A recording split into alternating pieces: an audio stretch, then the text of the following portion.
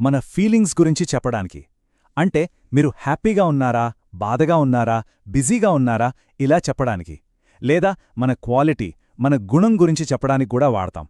ఇంగ్లీష్లో వీటిని యాడ్జెక్టివ్స్ అంటారు. హ్యాపీ, బిజీ, టైర్డ్, ఇంటెలిజెంట్ ఇలాంటివన్నమాట. కొన్ని ఎగ్జాంపుల్ సెంటెన్సెస్ చూద్దాం. I am happy. He is busy now. She is tired today. We are ready. You are correct. చూసారా ఎంత సింపుల్గా చెప్పొచ్చు. ఇక లాస్ట్ అండ్ ఫైనల్ నాల్గో యూజ్ మన లొకేషన్, అంటే మనం ఎక్కడున్నాం లేదా ఏదైనా వస్తువు ఎక్కడ ఉంది అని చెప్పడానికి. దీనికోసం మనం యామ్, ఈజ్, ఆర్ తర్వాత ఇన్, యాట్, ఆన్ లాంటి చిన్న చిన్న మాటల్ని వాడతాం. For example, I am in Hyderabad. He is in the office. We are in the class. They are at the station. ఈ లాస్ట్ సెంటెన్స్ చూడండి. The book is on the table.